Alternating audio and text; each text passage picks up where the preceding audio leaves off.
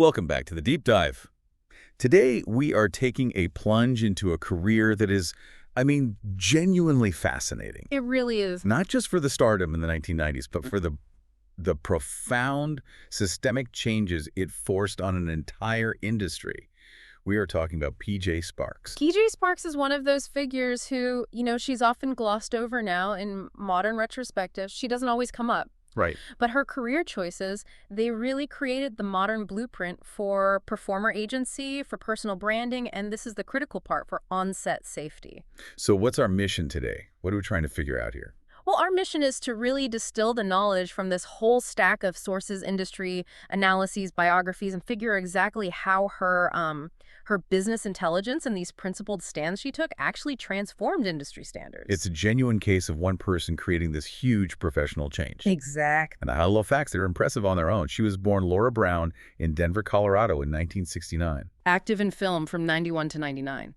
Amassed over 320 film credits before just stopping. And was inducted into the AVN Hall of Fame in 2002. But the key here, and this is what's so interesting, is what she did with those credits. She wasn't just a star, she was a strategic player. She made what were, at the time, these, unprecedented choices that prioritized safety. So she entered a system that was pretty much designed to exploit performers. And she found a way to rewrite the rules from the inside.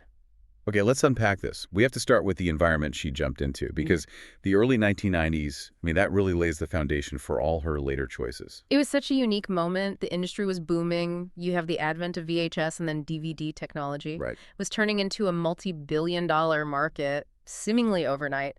But structurally, it was still amateur hour in terms of worker protection. This is the Wild West of adult entertainment. Absolutely. The sources paint this picture of just chaos, long hours, very little regulation, and a culture where profits dictated every single decision. Often overriding just basic common sense about health. Precisely.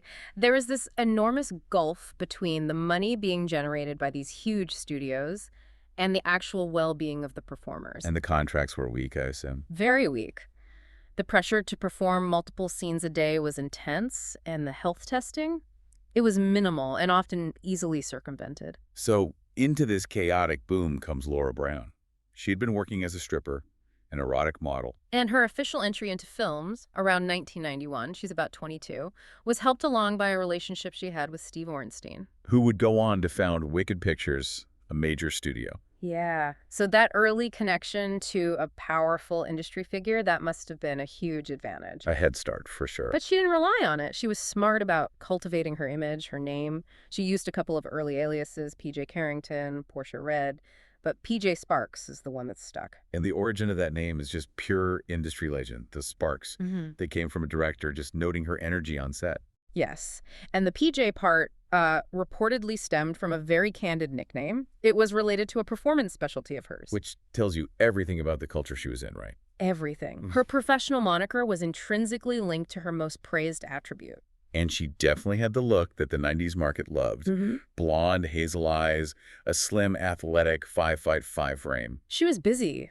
She worked for every major house, vivid, evil angel, elegant angel, and really hit her stride with wicked pictures in films like The Secret Garden. Her screen presence was so charismatic, and the industry noticed right away. Immediately. She became a top-tier performer, which all culminated in 4 AVN nominations in 1994 alone. And for context, you should think of the AVNs as sort of the Oscars of this industry. It's the benchmark. Absolutely. So she's up for Female Performer of the Year, Best Actress for a film called Single White Nympho. So she's this magnetic, in-demand star.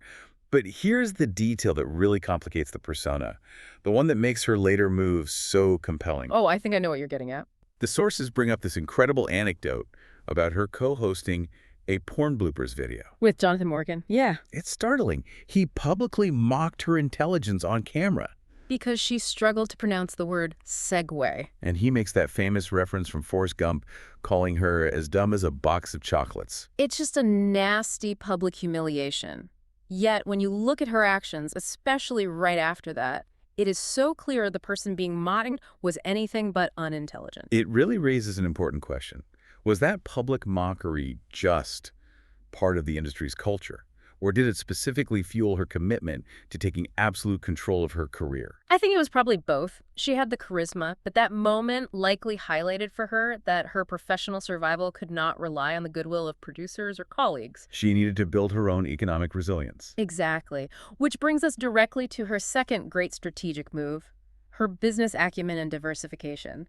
The fire and ice model. This is where it gets really smart. She realized that relying only on film production meant she was always at the mercy of a producer.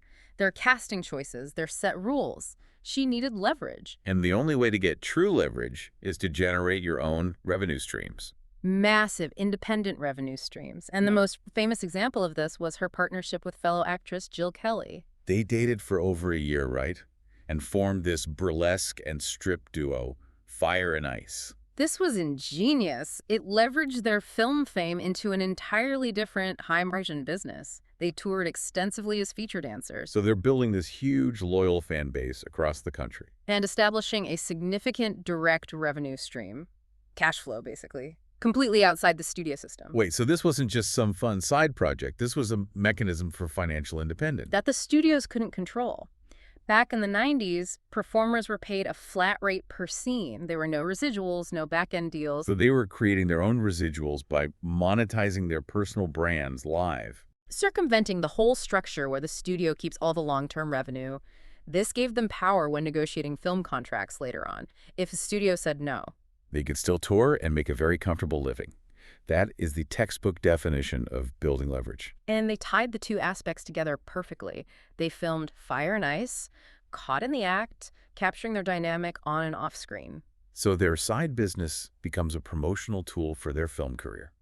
Brilliant. And beyond the duo, she also pursued creative control directly.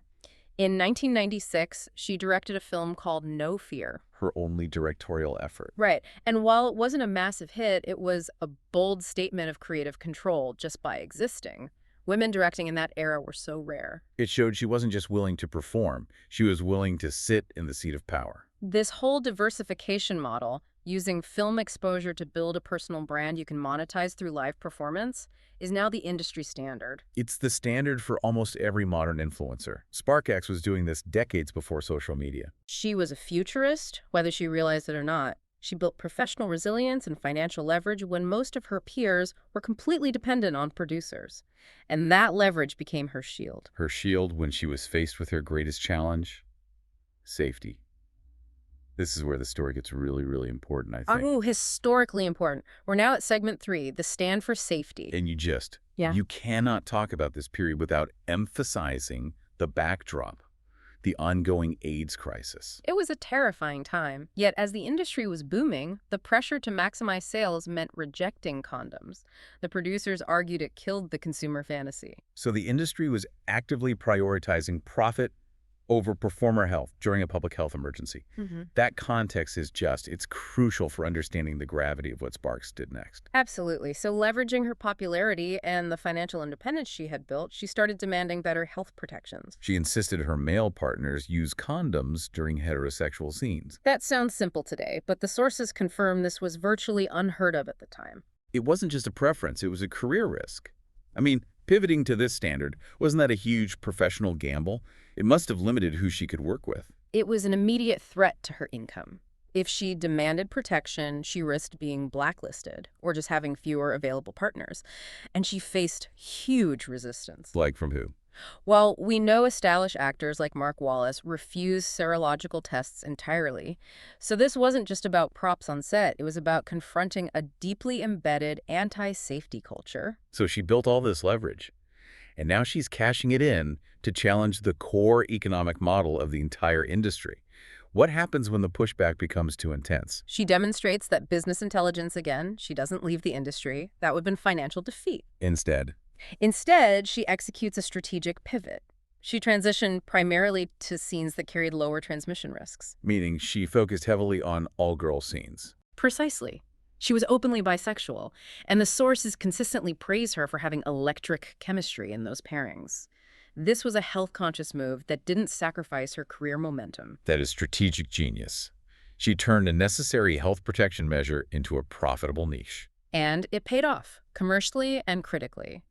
Her focus on those scenes led to her winning the 1998 AVN Award for Best All-Girls Sex Scene for Cellar Dwellers 2. Shared with Gina Fine and Trisha Devereaux. So she won on her own terms in the category she had strategically prioritized for her own safety. But even that brilliant pivot, it had a shelf life, right? The sources indicate that the persistent concerns, the risk of STDs, AIDS, the industry's resistance, it all led her to her final move. Yes. In 1999, after making over 320 films, she retired completely from performing, just walked away. At the peak of her marketability. At the absolute peak. Which brings us to her quiet exit and this enduring legacy. She wasn't fading out. Just before she retired, she won the World Nude Dance Championship. And was first runner-up for the Miss Nude World contest, both in 1999. She left while she was still winning titles. And her industry influence was recognized pretty quickly. Her induction into the AVN Hall of Fame in 2002, that formalized her status. And that honor, it wasn't just for her performances. It recognized how she changed the structural practices around safety and performer business models. She really helped set the stage for later health protocols. But I think the most unique part of her story is the nature of her exit itself, the clean break. Right. We live in an era where everyone, especially retired celebrities, they monetize their past fame, social media, conventions, OnlyFans. Sparxx has resisted all of it. It's the ultimate expression of agency. She executed what the sources call a complete clean break from public life. She successfully vanished, maintaining total privacy. There have been rumors, right, about her life post-industry. All sorts of rumors. Yeah. That she's a holistic health practitioner or that she's battled illness. But she has confirmed nothing. In a fame-driven economy, the decision to actively step away from a lucrative past like that, it's almost unheard of. It requires intense discipline. It speaks volumes about the agency she showed her entire career. She decided when she started, how she would work, and most importantly, when and how she would stop. As of late 2025, she's 56 and living privately. She wrote her own ending. She absolutely did. That is such a powerful narrative. So what does this all mean for you listening to this, regardless of your field? Her career offers, I think, 3 incredibly valuable professional lessons. First, the power of principled stands. Her insistence on safety, it initially limited her options, but it ultimately enhanced her reputation and legacy, forcing long-term systemic change. Second, diversification creates resilience. By building those multiple revenue streams outside of just film, she gained the leverage she needed to make those principled stands. And the third lesson, which is maybe the most strategic, is that forward thinking about health and well-being is ultimately just good business. Her pivot to all-girl scenes was both a personal protection measure and a commercial success that extended her career. Her legacy is a testament to how one strategic person can force systemic change and set new professional standards for thousands who follow. Right. Which raises this really important question for everyone listening. In any competitive field, finance, tech, entertainment, whatever, how much agency do you truly have? And how can you use early success or financial leverage to demand better conditions for yourself and for the people who come after you? That's a powerful thought to chew on. Building leverage to change the system, not just to survive it. Thanks for joining us on this deep dive into the fascinating, strategic, and surprisingly foundational career of PJ Sparxx.